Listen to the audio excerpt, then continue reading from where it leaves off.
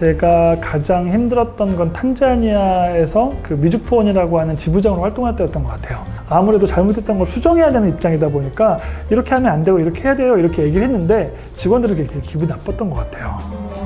그래서 관계가 틀어지기 시작했는데 그게 현장 사업하는 내내 틀어져가지고 그런 부분들이 좀 꼬이기 시작하니까 현지에서 활동이나 이런 것들이 많이 꼬이더라고요. 현장에 대한 데미지가 나름 있었고 내가 이런 ODA 관련된 활동을 계속 할 수 있을까? 해도 될까? 10년 정도 텀에서 그런 본질적인 고민을 많이 했던 경험이 있습니다. 저도 그 현장에 있기 때문에 지금도 일을 하고 있는데요. 가장 보람되게 느끼는 건 그러한 변화를 제가 느끼게 되었을 때인 것 같아요. 예를 들면 해외봉사단 사업 같은 경우는 봉사단 활동을 했던 그 단원들이 그 활동의 의미를 저한테 얘기해 줬을 때 내가 그래도 나름 누군가를 위해서 이렇게 역할을 했구나라는 것들에 대해 감사함이 있고 또 현장에서 현지인들과 많은 교감과 교류를 하는데 그들의 어떤 삶의 변화를 나중에 어떤 자료를 통해서 보게 되는 경우도 있어요. 또 그런 부분에 있어서 내가 조금이라도 뭔가 기여했다는 부분 때문에 보람을 느끼는, 그래서 이쪽에서 가장 큰 보람은 현장에서의 변화에 있지 않을까라는 게 제 생각입니다. 저희 기관도 마찬가지고 많은 기관들이 온라인이라고 하는 툴을 통해서 거의 재정에 대한 것들이나 비율이나 이런 것들 전체 공개를 하고 있어요. 그래서 온라인 환경 자체가 워낙 투명해지고 있고 모금 활동을 하면서도 많이 좋아졌는데 여전히 이런 국제개발 NGO들이 갖고 있는 한계점은 모금만으로 기관을 운영하는 게 굉장히 어렵다는 게 현실인 것 같습니다. 핵심적인 기관의 고민인 것 같아요. 어떻게 하면 재정의 건정성, 인력이나 운영비를 잘 만들 수 있을까? 이 부분은 생태계가 중요한 것 같아요. 사업 구조에 있어서도 사업 운영에 대한 비용뿐만 아니라 선진국처럼 그 R&D 비용이나 연구개발비로 해서 인건비에 대한 비중을 높여야 되는 부분이 있는데 이 부분에 대한 어떤 그 생태계의 구조적인 인식 자체는 매우 미약한 게 현실인 것 같습니다. 그런 부분에 대해서 그래서 이 NGO 근무자들의 환경, 노동 환경 자체가 좀 열악해지는 것도 전 연결이 돼 있다고 생각합니다. 그래서 제가 책을 몇 개 갖고 오긴 했는데 최근에 저희 단원들이 쓴 그 논문집이거든요. 단원들이 다 할 줄 몰랐는데 실제로 그걸 썼더라고요. 사실은 제일 중요한 건 뭐냐면 여러분들이 정보를 습득하는 것들이나 소비하는 것도 되게 중요하지만 여러분들이 그 내재화하는 게 제일 중요하다고 생각하는데 그런 의미에서 어떻게 보면 이렇게 논문을 쓰거나 아니면 책을 쓰는 작업 자체는 개인에게는 너무나 중요하고 필요하기 때문에 저는 책을 추천해달라는 의미보다는 여러분들 책을 쓰십시오 라고 권유해드리고 싶고 요즘은 인터넷 출판이나 이런 거 너무 잘 돼 있어서 여러분들의 활동 무엇이든 좋아요. 여러분들에게 출간을 해보실 걸 경험하고 이게 전 굉장히 중요한 스펙이 될 거라고 확신을 합니다.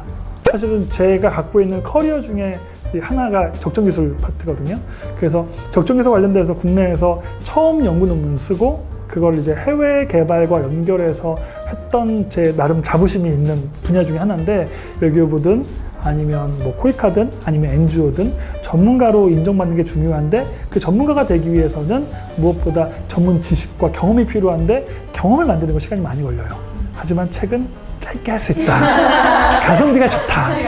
네, 그게 핵심입니다, 여러분들. 밑줄 쫙 별표. 네.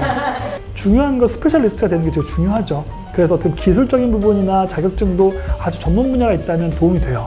이렇게 여러분들이 원하는 분야에 있어서 분야 아주 세분화, 교육 파트 중에서도 아동교육, 아동교육 중에서도 IT를 중심으로 하고 있는 아동교육 이런 식으로 세팅을 하면 훨씬 더 전문가에 투자되는 시간을 줄일 수 있다는 게 제 생각입니다. 인력이나 이런 채용 관련돼서 심사를 제가 하다 보니까 너무 형식적인 것들이 너무 많아요. 그래서 차별성이 별로 없을 수 있어요. 직업 중에서 직에 집중하지 마시고 업에 집중하시라, 분야에 집중하시라는 부분을 말씀드리고 싶고 이 직무와 관련된 부분을 통해서 다양하게 경험하시는 게 좋은 것 같아요. 여러분들만의 길을 만드는 노력이 좀 필요하지 않나. 그게 사실은 여러분들의 아이덴티티를 부여할 수 있고 여러분들의 전문성을 부각하는 데 있어서 필요하지 않나라는 게 제 생각입니다. 단순히 NGO의 직원으로 시작하는 것뿐만 아니라 여러분들이 충분히 NGO도 만들 수 있고 사실 NGO에서 중요한 건 한 사람이 다양한 영역을 해야 될 수밖에 없는 환경이 많이 있는데 거기서 여러분들의 성장을 하려면 여러분들의 직무 능력 또 전문성을 어떤 분야로 할 것인가가 지속적으로 중요할 것 같습니다.